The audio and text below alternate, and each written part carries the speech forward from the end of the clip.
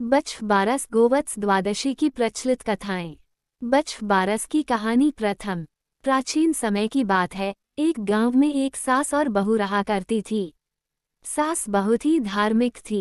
नित्य प्रतिदिन मंदिर जाना, पूजा पाठ करना, गौ सेवा करना, यह उसकी दिनचर्या का महत्वपूर्ण काम था। उसकी बहू भी बहुत आज्ञाकारी थी। जो भी उसकी सास कहती वो बिना प्रश्न किए उस कार्य को संपादित कर देती थी। उनके पास एक गाय और बछड़ा था। उस गाय का नाम था गेहूला और उसके बछड़े का नाम था जौला। दोनों सास बहू उस गाय और बछड़े से बहुत प्यार करती थी और खूब मन लगाकर उनकी सेवा भी करती थी। वो गाय भी बहुत ही समझदार थी। प्रतिदिन चरने के लिए छोड़ने पर शाम को स्वयं ही घर पर आ जाती थी। एक बार सास ने घर पर जौ की बालियां लाकर रखी, परंतु वो बहू को उनके विषय में बताना भूल गई। सास हर दिन की भांति प्रातःकाल उठकर अपने नित्य कर्मों से निवृत्त होकर मंदिर जाने के लिए तैयार हुई और गाय को चरने के लिए छोड़ दिया। मंदिर जाते जाते उसने अपनी बहू को आवाज लगाकर कहा, बहू मैं मंदिर जा रही हूँ। जब तक मैं वापस लौटकर आऊं तब तक तू जौ लाकर काटकर उबालने के लिए रख देना। बहू को घर पर रखे जौ के विषय में कुछ भी पता नहीं था। उसको अपनी सास की बात सुनकर ऐसा लगा कि उसकी सास ने उसे जौला यानी गाय के बछड़े को काटकर उबालने के लिए कहा है। ये सुनकर वो सोच में पड़ गई कि आज सासू माँ ने कैसी बात कह दी। अगर मैं उनकी बात मानती हूँ तो मुझे इस निरीह बछड़े की हत्या करनी पड़ेगी, जिससे मुझे गौहत्या का पाप लगेगा। लेकिन अगर उनकी बात नहीं मानती हूँ और उनके कहे अनुसार नहीं करती हूँ तो उनकी अवज्ञा होगी। वो भी मेरे लिए पाप के समान ही हैं। वो इसी धर्म संकट में उलझ गई थी।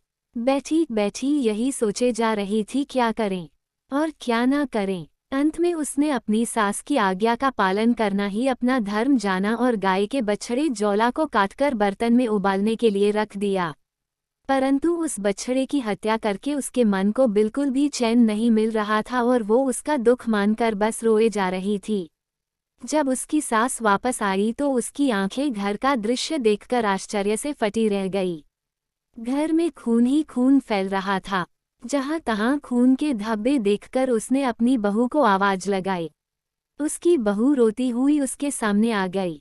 तब सास ने उससे पूछा कि यह घर में खून कहाँ से आया। तब बहू ने सास को उसकी आज्ञा याद कराई और कहा कि यह रक्त जौला का है। मैंने आपके कहे अनुसार उसको काटकर उबालने के लिए रख दिया है। बहू की बात सुनकर सास ने उसे कहा, मैंने तुम्हें घर में रखे जौ काटकर उबालने के लिए कहा थी, ना कि गाय के बछड़े जौला को काटकर उबालने के लिए कहा था। ये सुनकर बहू अपनी सुध-बुध खो बैठी। उसकी सास का भी दुख के मारे बुरा हाल हो गया। तब सास ने हिम्मत करके अपनी बहू को संभाला और उसे अपने साथ अपने इष्ट देव के मंदिर लेकर गई। वहां पहुंचकर दोनों सास बहू हाथ जोड़कर उनके आगे खड़ी हो गई।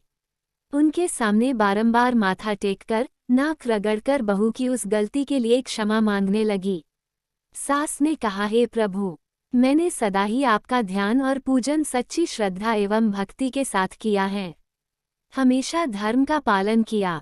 मेरी आपसे विनती है कि यदि मेरी बहू ने ये सब जानबूझकर किया है तो इसे सजा दो, और अगर इससे ये भूल वश हुआ है तो इसे क्षमा करो और उस बछड़े को पुनः जीवित कर दो।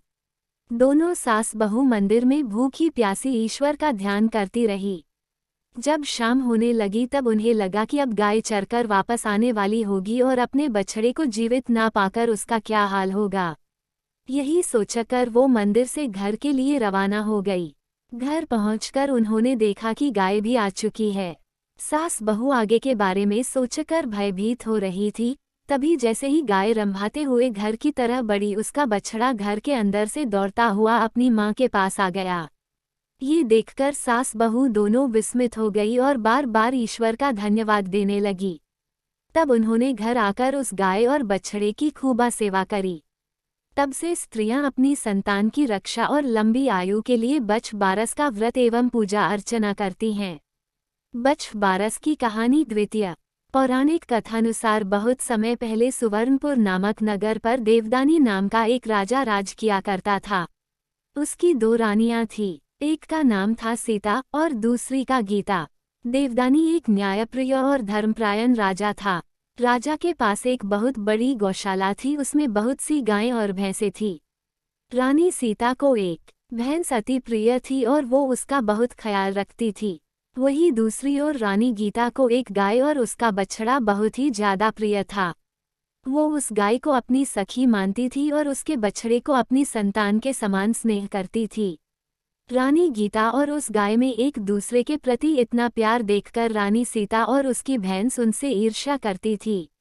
रानी सीता स्वयं को रानी गीता से श्रेष्ठ मानती थी और उसकी भैंस भी स्वयं को गायों से श्रेष्ठ मानती थी। परंतु गायों को पूजा जाता देखकर उसको बहुत ईर्ष्या होती थी। ईर्ष्यावश एक दिन उस भैंस ने रानी सीता को रानी गीता और उसकी गाय के विषय में भड़काना शुरू कर दिया। भैंस ने कहा, इस गाय और बछड़े को सब बहुत प्यार करते हैं। राजा देवदानी भी इस गाय और बछड़े में अधिक रुचि लेते हैं। इस तरह से तो एक दिन तुम और मैं अकेले ही रह जाएंगे। सभी उस गाय बछड़े और रानी गीता को ही सम्मान देंगे। उसकी बातें सुनकर रानी सीता को क्रोध आ गया और असुरक्षा की भावना से ग्रस्त होकर उसने मौका पाते ही उस गाय के बछड़े को काटकर गेहूं के ढेर के नीचे दबा दिया। अपने बछड़े को ना पाकर वो गाय दुखी होकर आंसू बहाने लगी।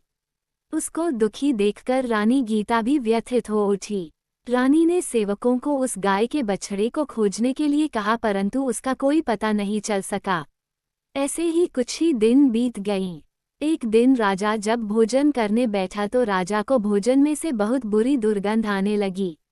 उसे सभी तरफ रक्त और मांस ही मांस दिखाई देने लगा। ये देखकर वो भोजन से उठ गया। जैसे ही वो भोजन से उठकर बाहर की तरफ गया तभी बाहर रक्त और मांस के टुकड़ों की बारिश होने लगी। ये सब देखकर राजा बहुत परेशान हो उठा। उसे कुछ भी समझ नहीं आ रहा था कि ऐसा क्यों हो रहा है। तब वो अपने गुरु के पास गया। उसके गुरु बहुत ही ज्ञानी और सिद्ध पुरुष थे।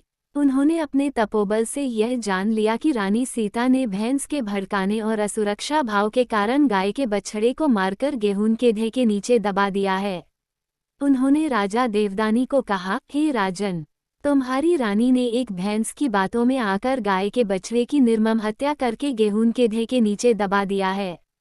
ये सब उसी का परिणाम है। जल्द ही बछ बारस आने वाली है। उस दिन तुम अपनी रानियों के साथ गाय बछड़े की पूजा करना और उस भैंस को नगर से निकाल देना। राजा ने आकर सारी बात अपनी रानियों से कही। राजा की बात सुनकर रानी सीता को अपनी भूल का एहसास हुआ और उसने प्रायश्चित करने का निश्चय किया। राजा ने उस भैंस को नगर से बाहर छुड़वा दिया।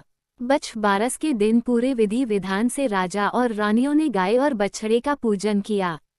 उस दिन उन्होंने कोई भी कटी हुई वस्तु का उपयोग नहीं किया और न ही गाय के दूध से बनी किसी वस्तु का उपभोग किया। रानी सीता ने पूजन करके अपनी गलती की क्षमा याचना करी। बछबारस की पूजा के प्रभाव से वो गाय का बछड़ा फिर से जीवित हो गया और उस रानी का पाप भी नष्ट हो गया। बछबारस के दिन गाय और बछड़े के पूजन का विशेष महत्व है। ऐसा करने से संतानवती स्त्रियों की संतान दीर्घायु होती हैं। उनके प्राणों पर कोई संकट नहीं आता। बछ बारस की कहानी तृतीय। पौराणिक कथा के अनुसार प्राचीन समय में एक साहूकार हुआ करता था। उसके 7 पुत्र और एक पौत्र था। उसकी स्त्री बहुत धर्मपरायण थी। उनके पास एक गाय और बछड़ा था। वो उनका बहुत ध्यान रखती थी। गाय का नाम था धान और बछड़े का नाम था धानड़े। एक बार साहूकार की पत्नी को कहीं बाहर जाना था तो उसने अपनी बहू से कहा कि मैं काम से कुछ दिन के लिए बाहर जा रही हूँ। तू धान धानड़े का ध्यान रखना और इनकी अच्छे से देखभाल करना। बहू ने हाँ कर दिया। एक दिन वो घर के कामों में व्यस्त थी और गाय के पीछे पीछे बछड़ा घर से निकल गया। बहू को लगा कि वो गाय के साथ गया होगा और उसके साथ वापस आ जाएगा, परंतु वो गाय के साथ वापस नहीं आया। बहू उसको ढूंढने के लिए सब जगह देखती फिर रही किंतु उसका कहीं कोई पता नहीं चला। बछड़े के लापता हो जाने से उस गाय ने भी खाना पीना छोड़ दिया और बछड़े के दुख में उस गाय ने भी उनका घर त्याग दिया और वहां से चली गई। जब सास वापस आई तो गाय और बछड़े को घर में ना पाकर उसने बहू से पूछा तो बहू ने उसे सारा वृतांत सुना दिया। सास को सुनकर बहुत दुख हुआ और उसने बहू को बहुत बुरा भला कहा। फिर धीरे धीरे समय बीतता गया और साहूकार के घर परिवार में समस्याएं आने लगी। व्यवसाय में घाटे लगने लगे। उनके कुएं, तालाब, खेत खलिहान सब सूखने लगे। स्थिति बद से बदतर होने लगी। ये सब होता देखकर साहूकार की पत्नी ने अपनी बहू को सभी चीजों का जिम्मेदार ठहराना शुरू कर दिया। इससे परेशान होकर बहू अपने पिता के घर रहने चली गई। उधर साहूकार एक बहुत ही सिद्ध पंडित के पास गया और उसको सारी समस्या बताई। उसकी सभी बातें सुनकर पंडित ने कहा, तुम्हारे परिवार की वजह से एक गाय ने अपना बछड़ा खोया है और उसी के कारण तुम्हारे साथ ऐसा हो रहा है। साहूकार ने पूछा, हे पंडित जी, इस समस्या से निकलने का क्या मार्ग है? तब उस पंडित ने कहा कि आपको एक यज्ञ करना और उसमें अपने इकलौते पोते की बलि देनी होगी, तभी इसका निवारण होगा। ये सुनकर साहूकार और उसकी पत्नी गहरी चिंता में पड़ गए। फिर उन्होंने कठोर हृदय करके यज्ञ आरंभ किया और अंत में अपने पोते की बलि दे दी। पोते की बलि देते ही उनके सूखे कुएं, तालाब फिर से भर गए। उनके बंजर खेतों में फिर से हरियाली आ गई। परंतु पोते के दुख के कारण उन्हें कुछ भी अच्छा नहीं लग रहा था। वो हर वर्ष औगद्वादश बच्छबारस की पूजा किया करते थे।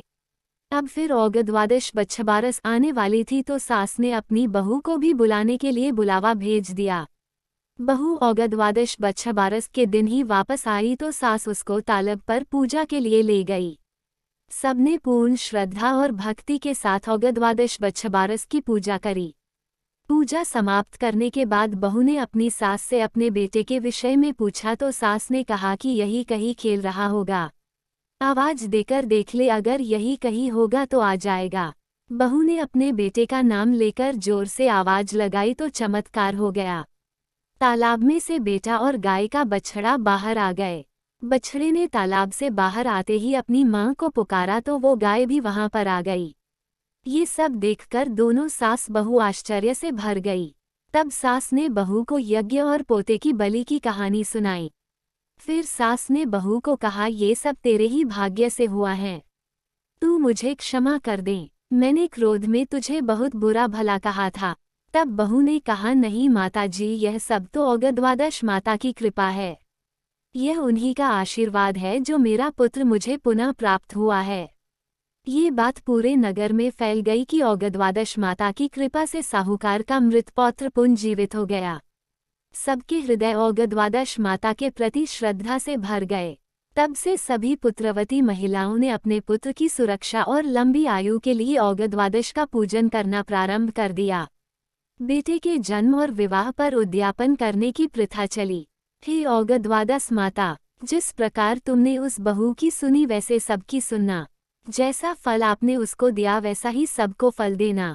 सबकी संतानों की रक्षा करना। विनायक जी की कहानी। पौराणिक कथा के अनुसार भगवान विष्णु और लक्ष्मी जी का विवाह होने जा रहा था। भगवान विष्णु के सभी देवताओं की सभा बुलाई। सभी देवता सभा में उपस्थित हो गए। वहां पर विष्णु जी के विवाह में जाने के लिए चर्चा होने लगी। सभी देवता विवाह में जाने के तैयार हो गए और बोले कि हम सब तो चलेंगे परंतु गणेश जी को नहीं ले जाएंगे।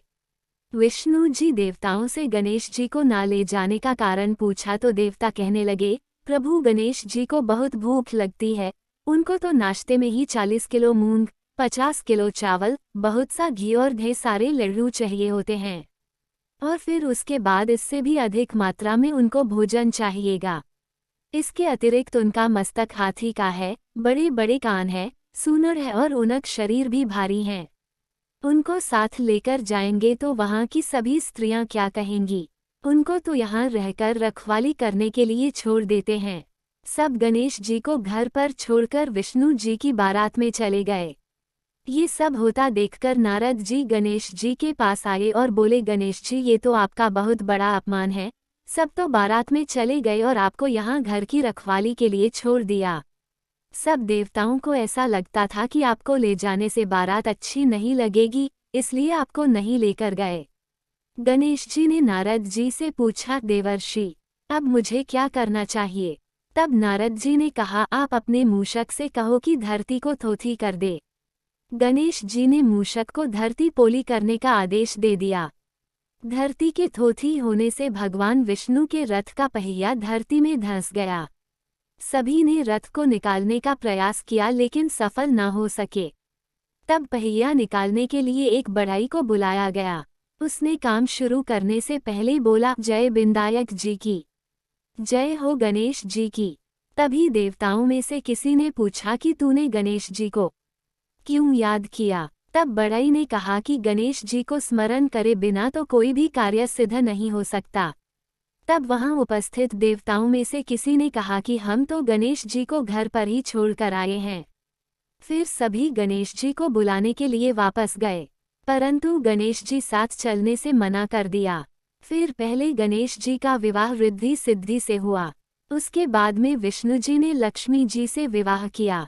हे गणेश जी महाराज, जैसे आपने भगवान के कार्य सिद्ध किए वैसे सबके करना।